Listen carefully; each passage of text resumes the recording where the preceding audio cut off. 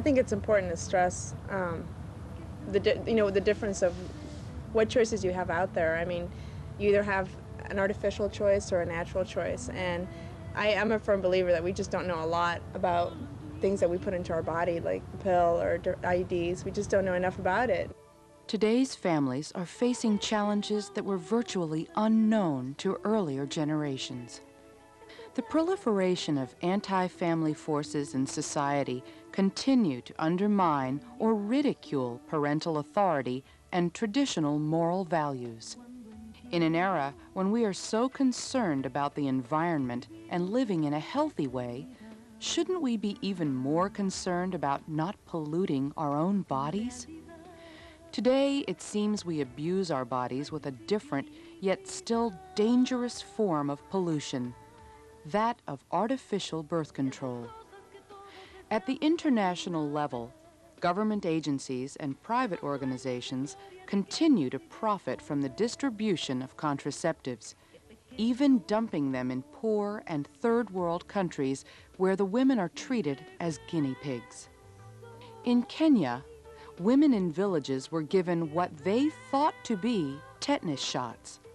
However, these shots turned out to be 3-month contraceptive injections. In Brazil, 74% of women who had undergone a cesarean section were sterilized without their knowledge. And a recent study in the United States found that there may be a link between abortion and breast cancer. Today, nearly 15 million couples use one form of artificial birth control or another. But if you talk to women, they will tell you they're unhappy with these options. Over the years, I've tried every form of birth control there is except for the IUD. If something didn't work and I experienced side effects, I went back to my OB/GYN and he gave me something new. I was on the pill and I tried the IUD and had both of them were very bad experiences. I tried like 3 different doses because the first dose was too weak, and I ended up having some bleeding, and I'm not sure if it was caused by the pill, but I had a cyst on one of my ovaries, and then luckily I went to a doctor and he said we just kept an eye on it, went away on its own, and then I tried 2 other strengths. All 3 of them made me nauseous. I feel like a guinea pig, I really do. They would give me anything. If I was willing to try it, they would give it to me. They never told me about any of the complications that came with each of the forms of artificial contraceptives. A woman's fertility is not a disease, but a natural function of her body. To better understand these different methods, let us learn and understand the body's reproductive system, primarily in the woman. These are the ovaries, the organs that produce the eggs which may be fertilized by the male seed. An infant girl's ovaries contain about 400,000 immature eggs. Only about 400 will ripen and be released during a woman's reproductive years. This is the vagina, the cervix or neck of the womb, and the uterus, or the womb. Inside the uterus is a membrane known as the endometrium that lines the walls of the uterus. This lining forms at the beginning of each new cycle to provide a kind of bed in which the newly conceived baby can implant and grow. But if the egg is not fertilized, at the end of the cycle, this bed will be expelled and will disappear as menstruation, making way for a new one. These are the fallopian tubes, the channels that lead from the ovaries to the uterus. This is where conception occurs. The entire cycle begins here in the brain. The pituitary gland begins sending out a signal, or a hormone called follicle-stimulating hormone, or FSH. This hormone acts as a messenger that is sent through the bloodstream and stimulates the follicle from which the egg will eventually develop. As the follicle develops, the ovaries begin producing the hormone estrogen. Estrogen triggers several functions within the woman's body. First, it signals the cervical glands to begin producing a type of secretion necessary for conception. This secretion changes dramatically, starting out thick and tacky, and gradually becoming more clear and slippery, becoming almost 98% water. This secretion is essential for conception because it filters out abnormal sperm and allows the healthy sperm the proper environment to swim up and try to fertilize the woman's egg. Without this secretion, the sperm would quickly die. The estrogen also contributes to the development of the endometrial lining of the woman's uterus. These photos taken with an electronic microscope show this lining thick and plush. The estrogen will then send a signal back to the pituitary. The pituitary then releases luteinizing hormone, or LH. It is this surge of LH that triggers the release of the egg, or ovulation. After the egg is released, the woman's ovary will produce the hormone progesterone. Progesterone affects several functions, including continuing to stabilize the endometrial lining of the uterus and also influencing the cervical secretion, making it thick and tacky. If conception has not occurred, the egg that was released will disintegrate, usually within 24 hours after ovulation, and the endometrial lining will be expelled with menstruation. Then the cycle will start all over again. Now that we have a brief understanding of how a woman's cycle works naturally, let us examine the many different artificial methods of birth control, how they work, and how they affect the human body.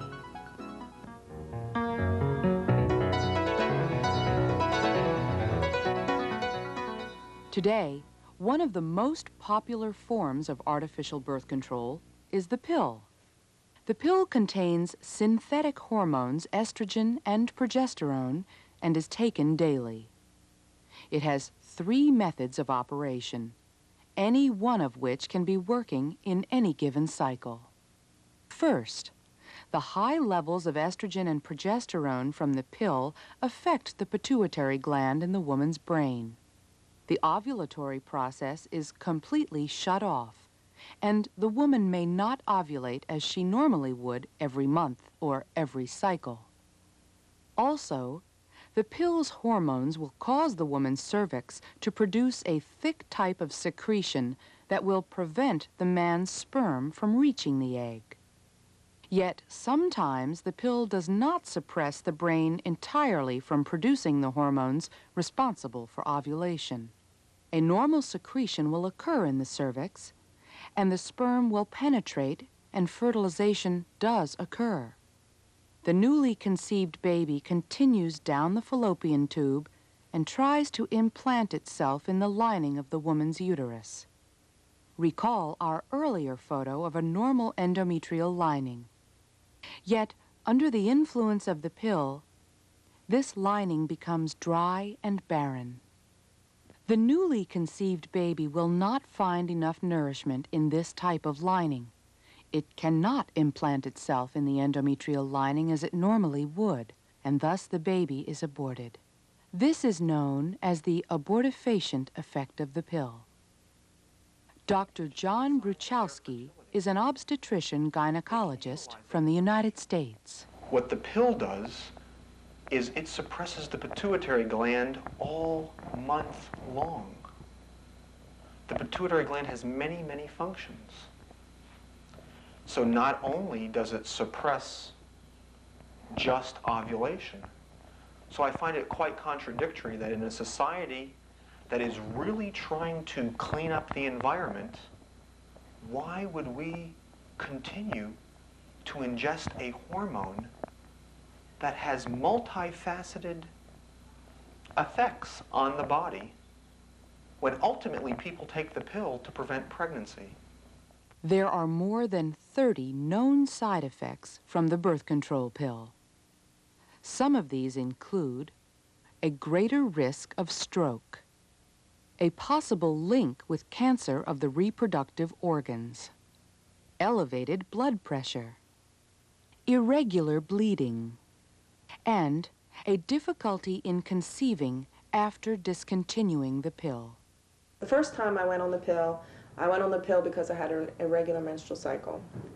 And I thought everything was normal. I didn't think that I was experiencing any side effects. But I did gain 20 pounds. I experienced severe acne. I had mood swings. I had chronic yeast infections. And after about 2 to 3, I guess it was about 3 years, I decided to go off. Though not as popular as the pill, but still in use today, is the intrauterine device, or IUD. The IUD works essentially as an abortifacient. A small metal or plastic piece is placed inside the woman's uterus, causing a chronic infection within the uterine cavity. When the newly conceived baby tries to implant itself in the endometrial lining, it is rejected due to this chronic infection.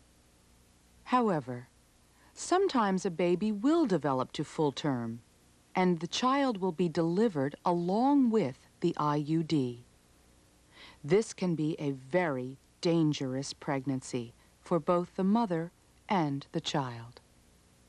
This X-ray shows a fully developed baby along with an IUD in the mother's womb.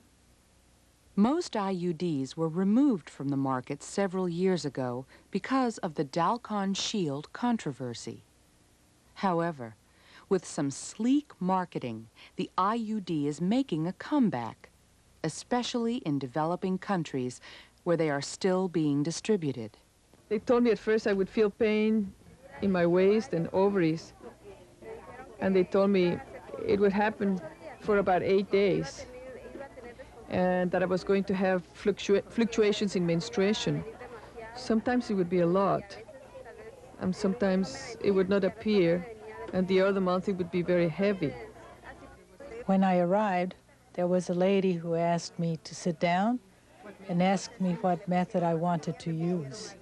Then they offered me the pill, the foams, the copper tea, so I decided on the copper tea. Did they tell you about any side effects? No, they only gave me a sheet that said I had to return every 6 months.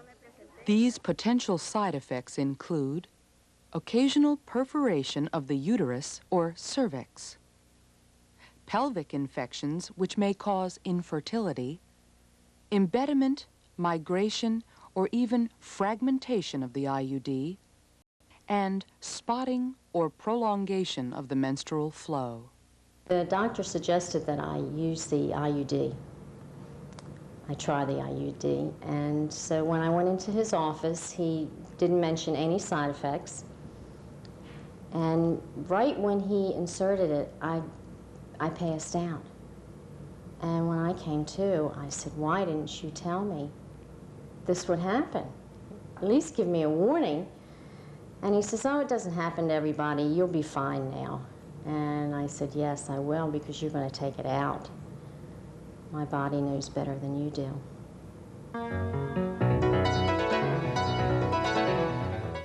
Also being heavily promoted in developing countries are massive sterilization programs.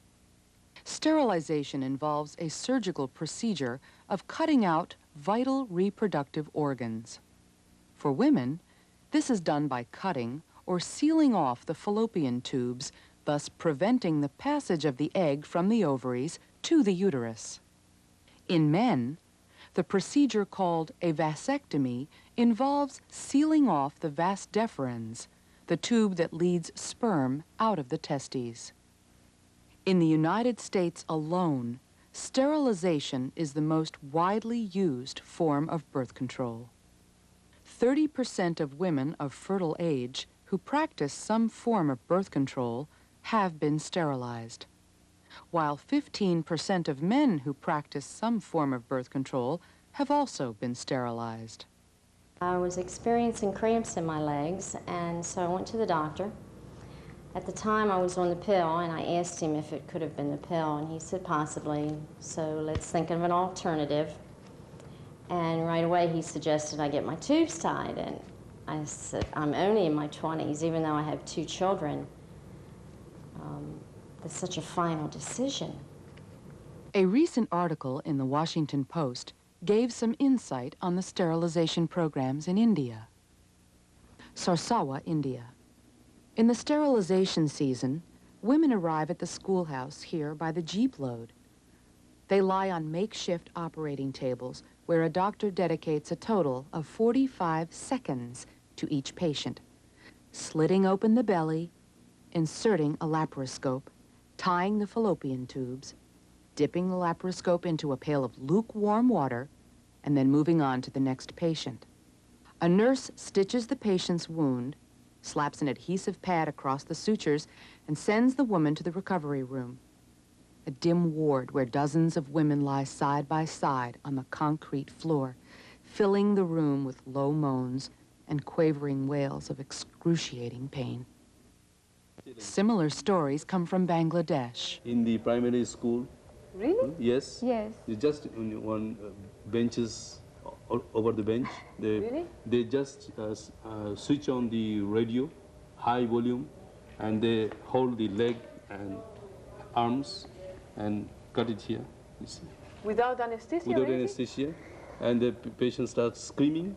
That's why they put on the radio. The people, they cannot hear from outside.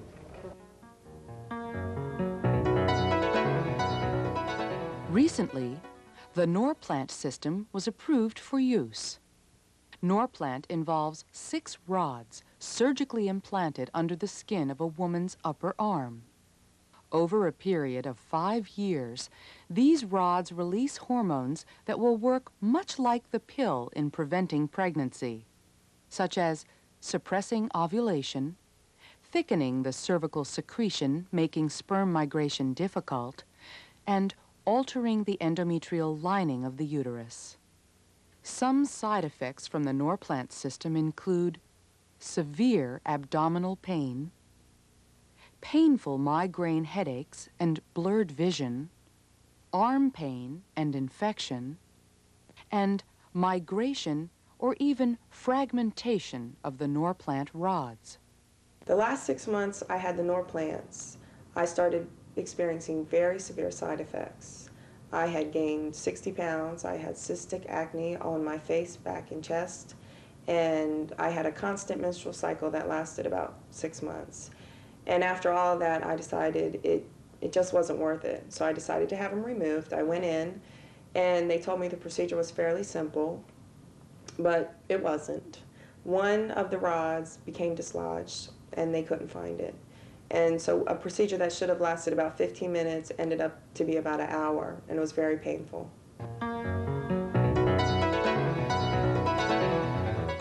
Today, condoms are being heavily promoted worldwide as a means of protecting against pregnancies, AIDS, and other sexually transmitted diseases. This can be misleading, considering condoms fail anywhere from 15 to 35% of the time in preventing pregnancies. This rate is even higher among unmarried minority women, some 36%, and even higher among unmarried Hispanic women, some 44%. Also, scientists report that the smallest detectable pinhole in a condom is much larger than a sperm cell. And the HIV virus is even 450 times smaller than that sperm cell. If condoms were not effective in preventing pregnancies, how well will they prevent AIDS and other sexually transmitted diseases? In the United States alone, some 45 million Americans are infected with an incurable sexually transmitted disease. 12 million new sexually transmitted disease cases are reported each year. some 33,000 per day. Also, recently the drug Depo-Provera was approved for use.